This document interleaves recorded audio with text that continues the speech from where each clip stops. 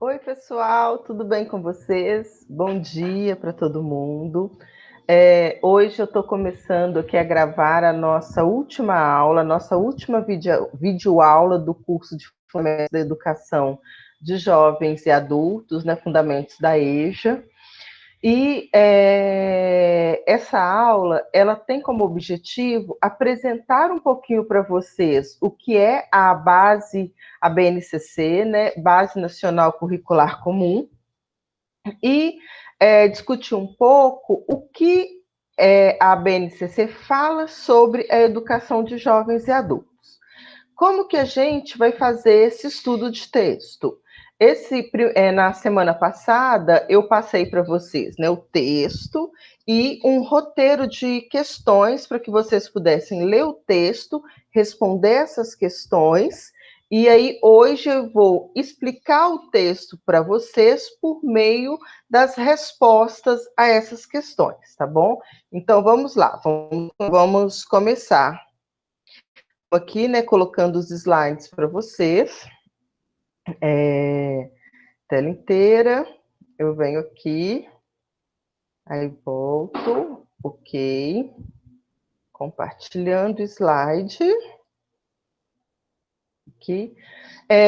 Esse texto que nós vamos estudar hoje, ele tem como título Onde está a educação de jovens e adultos na BNCC? São três autoras, né? A Marilei, a Silmara e a Jane, que são as autoras desse texto, tá? Então, vamos lá. Só para começar um pouquinho, o que é a BNCC? O que é a Base Nacional Curricular Comum?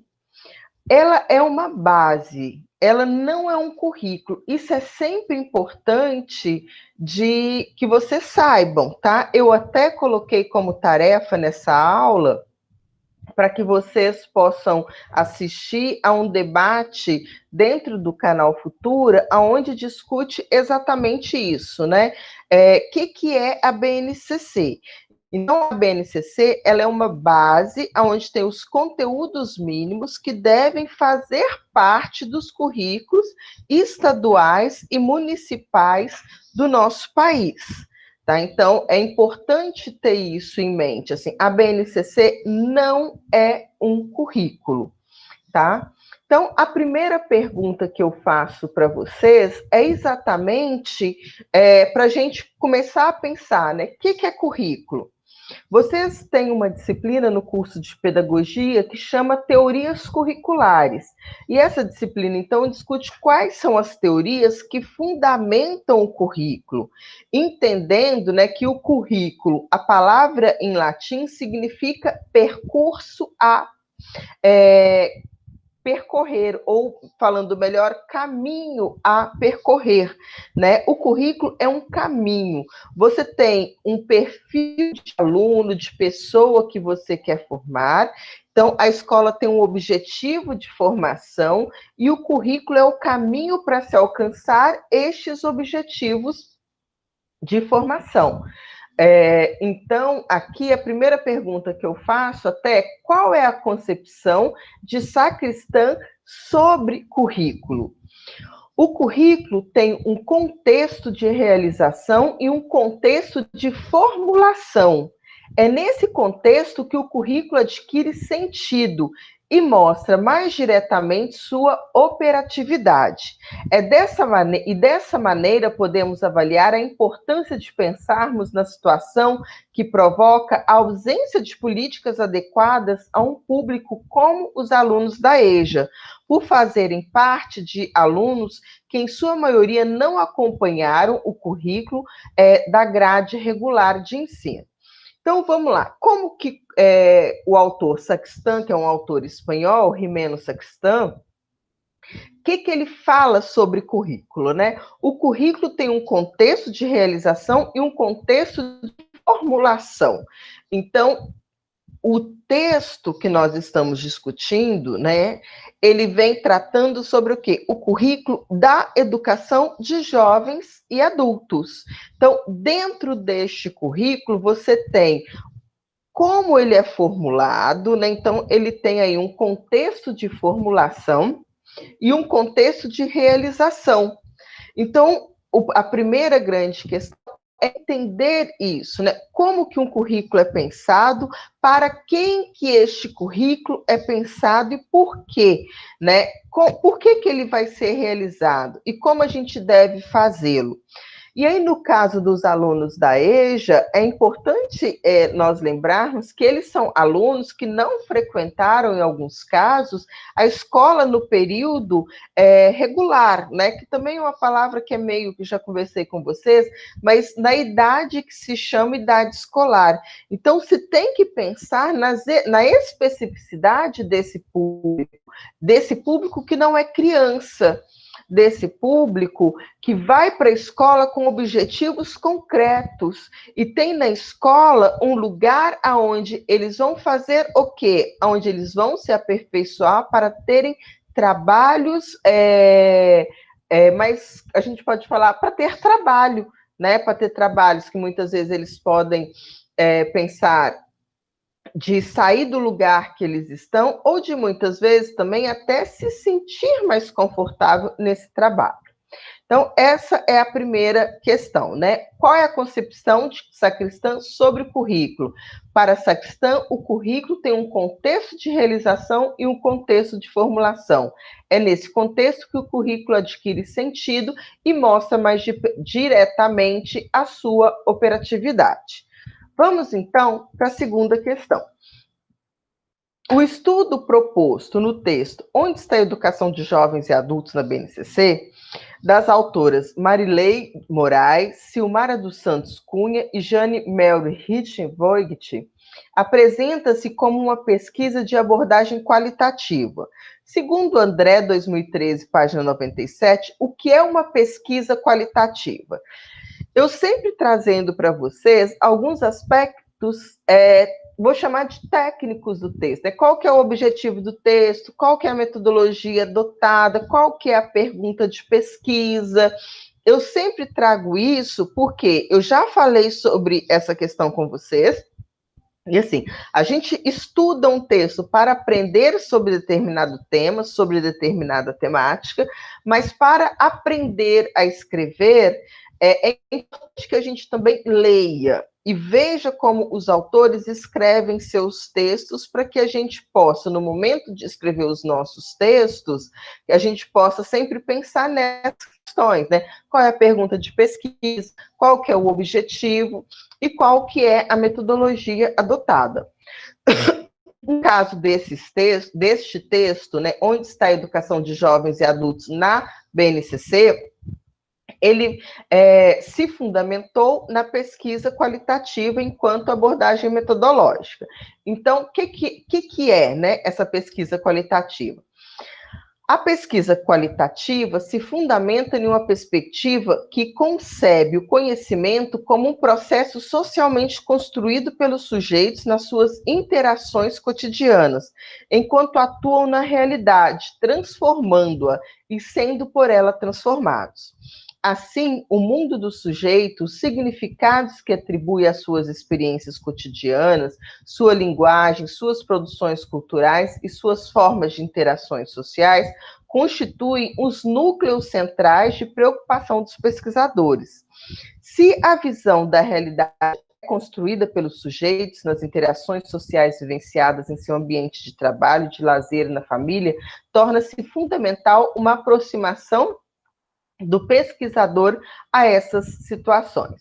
Então, quando a gente fala que a pesquisa é qualitativa, é essa pesquisa que se fundamenta numa perspectiva que concebe o conhecimento como um processo socialmente construído, né? Não é uma pesquisa quantitativa, que vai avaliar quantidades, números e etc., né? Então, essa aqui é uma pesquisa qualitativa.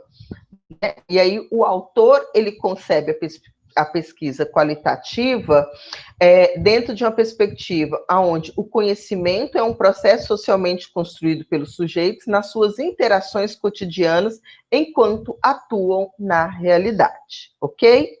Vamos então para a nossa terceira questão. Qual foi o discurso proposto pela BNCC, Base Nacional Curricular Comum, aprovado em fevereiro de 2019, segundo os autores? É sempre importante lembrar que a BNCC teve uma versão em 2017, teve uma versão em 2018 e teve a última versão em 2019. É esta versão que está sendo analisada aqui no texto, né? Então, a pergunta é: qual é o discurso proposto pela BNCC, segundo os autores? A nova BNCC, Base Nacional Curricular Comum, aprovada em fevereiro de 2019, com o discurso de... Qual que é o discurso? Diminuir, né? Diminuir do discurso de diminuir a desigualdade social, dispondo de ensino gratuito e igual para todos. Então, qual que é o discurso proposto na BNCC? Diminuir a desigualdade social, disposto do ensino gratuito e igual para todos. Né? Aí o texto continua fazendo até uma crítica, escondendo, até chegar aqui, outras formas de pressão do mercado neoliberal, como de que empresas privadas adquirem lucros com o serviço público e trata em desmedidamente ocultar que as arestas da boa educação não é a má formação, é, antes de tudo, falta aplicação nos recursos, falta de aplicação, né, na verdade, nos recursos para a educação, valorizando os professores. Então, o discurso proposto para a BNCC é o quê? De diminuir a desigualdade social, dispondo um ensino gratuito igual para todo mundo. Claro, gente, a gente tem a consciência que é impossível um ensino igual para todo mundo. Lembrando também que a BNCC, ela traz como proposta os conteúdos para 60% dos currículos escolares. Então, de novo, eu falo, né? A BNCC ela é uma base curricular comum, uma base nacional curricular comum. Ela não é o currículo dos estados, ela muito menos o currículo das escolas.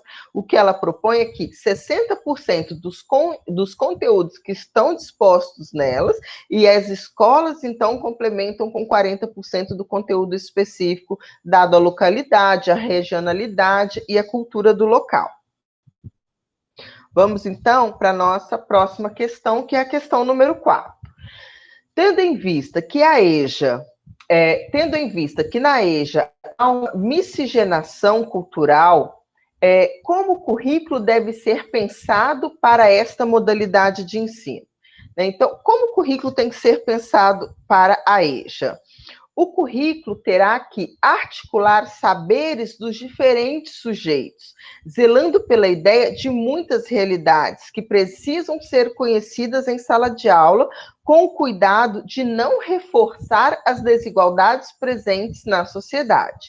Então, o que é importante, né, dada essa miscigenação, eu gosto muito da palavra diversidade, né? Dada a essa diversidade, como que um currículo deve ser pensado? O currículo para a EJA, ele tem que abarcar diferentes conhecimentos, porque você tem numa sala de aula alunos adolescentes, alunos jovens, alunos adultos e alunos idosos. Então, você tem diferentes faixas etárias, com diferentes inserção no mundo e com diferentes inserção no mundo do trabalho. Né? Então, esse currículo ele tem que contemplar esses diferentes sujeitos, né? E zelar pela ideia dessas múltiplas realidades. Questão 5. Qual é a função das práticas curriculares da EJA? As práticas curriculares da EJA têm a função de remeter o jovem e o adulto a se perceber como protagonista no meio social no que estão inseridos. Por esse motivo, os currículos pensados para essa modalidade teriam que considerar os conhecimentos e capacidades que os fortaleçam como coletivo, que os torne menos vulneráveis nas relações de poder. Então, qual é a função das práticas curriculares da EJA? ela tem a função de fazer com que o aluno da EJA, que esse sujeito se sinta como protagonista, né, no meio social no qual ele está inserido. Então, a escola tem que mostrar para esse sujeito qual que é o papel dele na sociedade, quais são seus aspectos históricos, seus aspectos sociais, seus aspectos econômicos, valorizando esse sujeito, valorizando esse aluno. Então, as práticas as práticas curriculares, elas precisam de pensar quem são esses sujeitos, né? De novo, eu vou repetir, os trabalhos que esses sujeitos têm, a vida que esses sujeitos têm, e tem que mostrar que eles são o quê? Pessoas importantes, que eles são os protagonistas do meio social no qual eles estão inseridos. Questão 6. A BNCC, em sua organização, considera as particularidades dos jovens e adultos da educação básica? Justifique sua resposta. Segundo as autoras do texto, a BNCC, em sua organização, não considera as particularidades desses sujeitos jovens, uma vez que só na introdução menciona a diversidade, sendo que atualmente fazem parte de uma significativa realidade nas escolas brasileiras. Esses alunos, em sua maioria, têm uma realidade desigual por não conseguirem acompanhar os conteúdos das disciplinas no ensino fundamental regular, e ao excederem a idade de 15 anos, passam a ser designados com um perfil para a modalidade da EJA, que é diferentemente regulamentada nos mais diversos níveis do país, com critérios pobres. Então, a BNCC, na sua organização, ela não considera essa particularidade, e a BNCC ela até deixa muito claro que ela não vai pegar no texto da BNCC, ela descreve isso lá na introdução, né, que as modalidades de ensino ficarão ao encargo de estados e municípios fazer as adaptações para as suas devidas redes de ensino. Então, a BNCC não considera, né, essas particularidades dos alunos e ela nem entra nesses aspectos. Questão 7. O que foi observado pelas autoras ao analisar as 3 versões da BNCC? Em relação à EJA, como eu já falei anteriormente, a EJA tem 3. A BNCC tem a versão de 2017, 2018 e 2019. A versão de 2019, ao analisar os documentos, observamos que a EJA carece de uma abordagem mais reflexiva e emancipadora, tem hora que as palavras não saem, né? A partir de uma concepção histórico-dialética. Essa abordagem poderia permitir uma aprendizagem que tivesse maior significação e sentido aos alunos da EJA. Dessa forma, sentir as necessidades, as preferências, as habilidades e desejos dos jovens e adultos, e combinado com questões afetivas e humanas do seu cotidiano. É fundamental uma educação emancipatória para todos. Então, o que foi observado pelas autoras ao analisar as 3 versões? Foi analisado que a BNCC ela não traz nenhuma discussão sobre a EJA, que ela deixa isso a cargo de estados e municípios, e que é importante que documentos nacionais eles tragam essas discussões, exatamente para pensar e discutir sobre os princípios nos quais essa modalidade de ensino ela está sendo pensada, né? Mas o que foi observado é que não aparecem essas discussões na BNCC. Gente, então, a nossa última questão, né? Qual é a conclusão sobre a presença da modalidade de EJA na BNCC apresentada ao final do artigo estudado? Observamos que a BNCC não contempla as especificidades da EJA, né? Uma primeira afirmativa. Os estudantes que a frequentam são jovens e adultos que, em sua maioria, trabalham em setores produtivos e por terem necessidades econômicas e sociais frágeis, trazendo marcas frustradas de passar pelos bancos escolares com menor aproveitamento de aprendizagem pelos inúmeros fatores que o fizeram desistir. A chance de um recomeço precisa estar revestida de novos potenciais e desafios que os façam sentir e dar sentido ao universo escolar. São estudantes que carecem de diálogos, acesso à literatura e conteúdos necessários e desenvolvimento de senso crítico, reflexões a cada aprendizado para poder subjetivar-se e constituir-se como indivíduos independentes no exercício de sua autonomia. Portanto,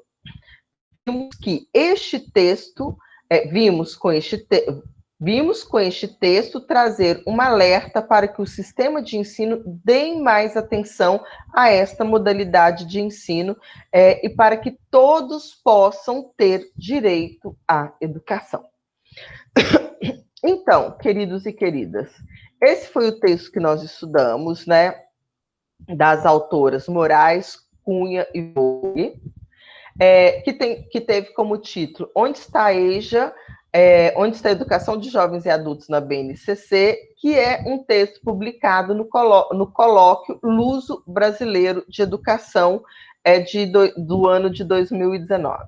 Eu escolhi esse texto até por ele ser um texto muito atual, né? E ele traz uma discussão muito atual para a gente, que é esse papel da BNCC. Gente, vou fazer aqui uma memória rápida com vocês, né? Essa é a nossa última videoaula do curso de Fundamentos da Educação de Jovens e Adultos. Eu comecei o curso com vocês fazendo uma discussão sobre o histórico da educação de jovens e adultos. Trouxe a realidade de Floriano e do Brasil.